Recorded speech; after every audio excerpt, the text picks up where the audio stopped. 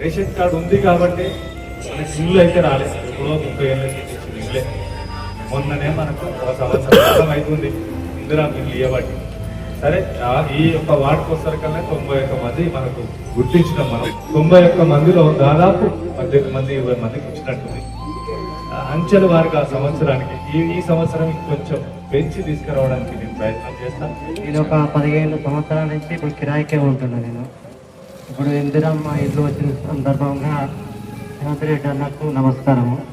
ఎందుకంటే ఇన్నేళ్ళ సరే కిరాయికున్నా కాబట్టి ఇల్లు కట్టుకుందామంటే మనకు అమౌంట్ ఒక్కసారి కావాలంటే చాలా లేదు మనకు పరిస్థితి. దానివల్ల 5 లక్షలు ఇస్తున్నారని గవర్నమెంట్ ఇస్తారు కాబట్టి మనం ఎంతో అంత వేసుకొని కట్టుకుందామని ఒక ధైర్యం వచ్చింది.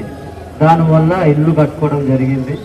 రేవంత్ రెడ్డి అన్న గారికి నమస్కారం. అందరికీ సాయం చేసినందుకు ఎంతో సంతోషంగా, ఇల్లు కట్టుకుని ఎంతో సంతోషంగా ఉన్నామంటే అంత సంతోషంగా ఉన్నాం. మాలాంటి వాళ్ళు ఇంతమందితో సొంత ఇల్లు అయినందుకు ఎంత సంతోషపడతారో నాకు తెలుస్తుంది కాబట్టి అనుభవంతో చెప్తున్నాను. 15 సంవత్సరాలు హైదరాబాద్కి వెళ్ళి ఎక్కడైనా కిరాయి కట్టాలని అక్కడ పనిచేస్తుందని అక్కడ వెళ్ళి జరగడం జరిగింది. అక్కడ కిరాయి కట్టలేక ఇక్కడ పని వేయలేక చాలా సంవత్సరాలు ఇబ్బంది పడ్డాం. ఇది వస్తున్న అనే వరకు ధైర్యం వచ్చింది.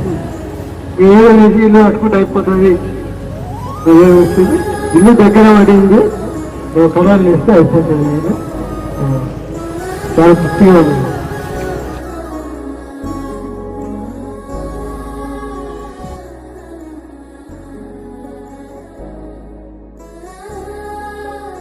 హనుమాన్ల గుడి లేని గ్రామం ఉండొచ్చు, గూడెం ఉండొచ్చు, కానీ ఇందిరమ్మ ఇండ్లు లేని గ్రామము, గూడెము, తండాలు లేవు అంటే ఇందిరమ్మ ఇండ్లు తండాలలో, గూడాలలో, మారుమూల పల్లెల్లో, రాజీవ్ స్వగృహ పేరు మీద పట్టణాల్లో పేద వాళ్లకు ఇండ్లు ఇచ్చే ఆత్మ గౌరవాన్ని నిలబెట్టింది కాంగ్రెస్ పార్టీ అని చెప్పి నేను ఈ సందర్భంగా చెప్పదలుచుకున్నా. అందుకే ఆనాడే నిర్ణయించుకున్నా, ఏది ఏమైనా ఎవరు అడ్డం పడ్డా, ఎవరు అడ్డుకున్నా ప్రతి పేదవాడికి ఇందిరమ్మ ఇల్లు ఇవ్వాలి. ఆ ఇల్లు కట్టుకోవడానికి 5 లక్షల రూపాయలు ఇవ్వాలని ఆయన నిర్ణయం తీసుకున్నా.